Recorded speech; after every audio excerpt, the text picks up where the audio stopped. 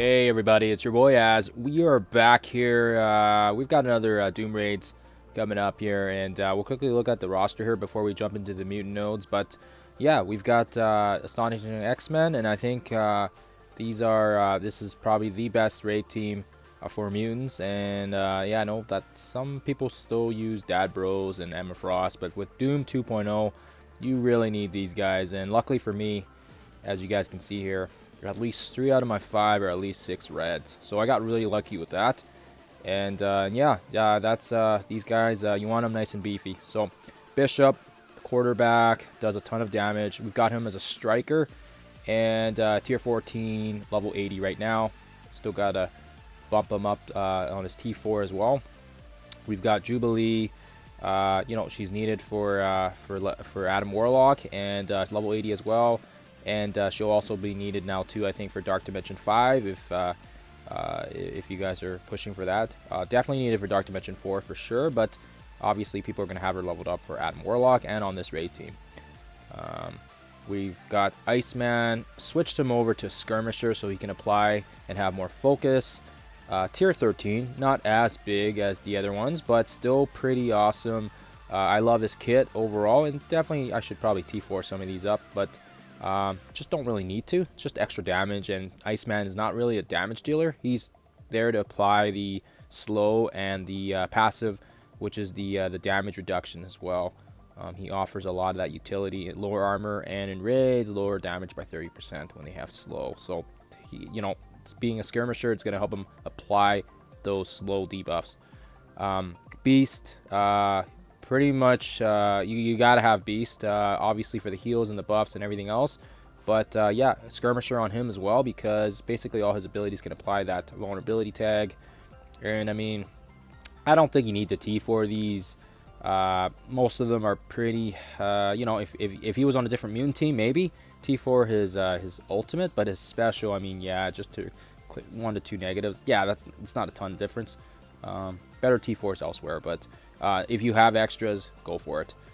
Kitty Pryde as well, got her passive T4'd as well, because of the fact that it gives that extra little extra bump of stats, the dodge percentage, and then again just more damage with her abilities. And this one I might actually T4 because it fills her speed bar if there's a taunter. But other than that, that's a team. She's the weakest one. Everybody's level 80, and they've all...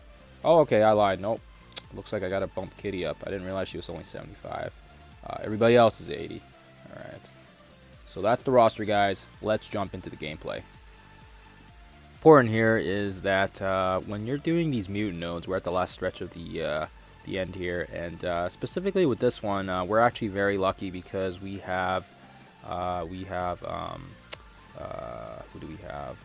I lost my train of thought here. We have Greg on the field, so that actually helps us out here. This is the placement I use. I put Iceman because Bishop's got to get hit a bit on the taunt, and then everybody else to the left. Yeah, I think it's a good setup. This one is nice because with Greg on the board, as long as you make sure that he's dying every turn, you'll get that fill from the the Mallrat passive on Jubilee, and it basically fills and gives these guys so much turn meter. It's absolutely crazy. So Bishop will use his blast there, so it hits Greg.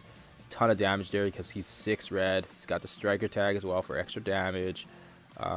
We'll focus on Squirrel Girl there. It doesn't really matter who you focus, but just remember you'll get that extra little secondary attack as well. So sometimes it's good to get damage on targets that you want to go down fast. For example, Silver Surfer, he's one that you want to focus on. We're gonna definitely stun him when we get a chance here, when we get to Jubilee's turn. As you guys can see here, every single time we attack, basically Greg dies. So we'll throw the stun here, see if it works. Sometimes he resists, so keep that in mind.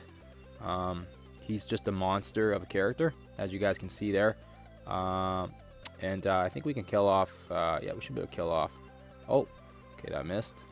So that sucks because we actually just messed that up there. Normally you want to make sure Greg's dead or somebody else is dead. If they're not, it can be very problematic.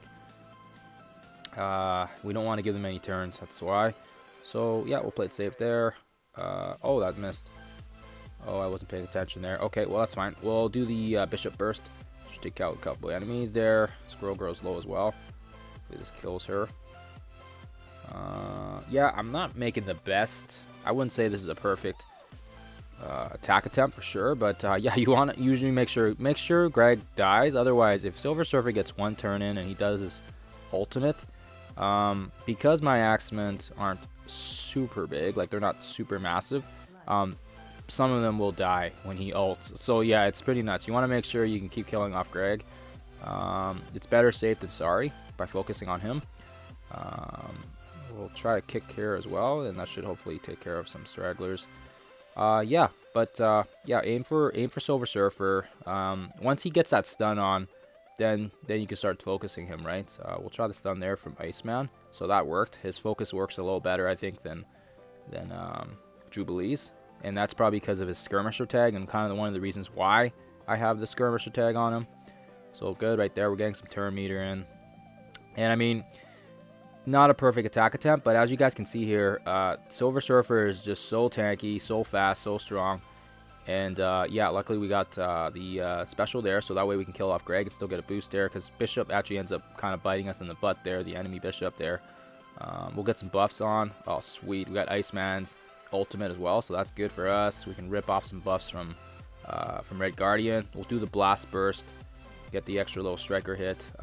Having double striker with Bishop really helps, especially because he can work together with Jubilee's striker as well, so she can double blind, and then everybody's a skirmisher, and it just really helps. I had Beast as a healer, and I just found that it wasn't enough. It wasn't enough healing, or not enough skirmishing around, not enough vulnerabilities, and you want to maximize your damage, especially on this node, especially if you're trying to do a one-shot. Before I switched their tags and they were healers, I noticed that there was a significant reduction in damage, and I had to usually two-shot these nodes. So definitely doable, at least 2 shots, but yeah, it just took a little bit of time. And luckily we had some buffs there, so Jubilee's attack wasn't really that much damage. But yeah, we got the Bishop Blaster again. Boom. Oh my goodness. Bishop just, yeah, he's the quarterback. You want him big and strong for this node, and then guess what? It's just 5-on-1 versus Silver Surfer, and even then it's like, wow, just watch this. Like, he's a beast of a character to attack. I would not want to face him if he wasn't stunned here, but yeah, like I said, it's good we can stack up all these attacks from that burst of kills. And yeah, other than that, you want to get rid of him ASAP if he's not stunned, right? So yeah, leave him last if you can, and get the first Silver Surfer down fast. Otherwise, they both special and alt, like it's a goner. There you guys have it. That's it. We're almost out of the timer here for the Doom 2, and we got right near the end here. But yeah, that's it, guys. Hopefully this helps you guys out, and we'll catch you guys in the next one.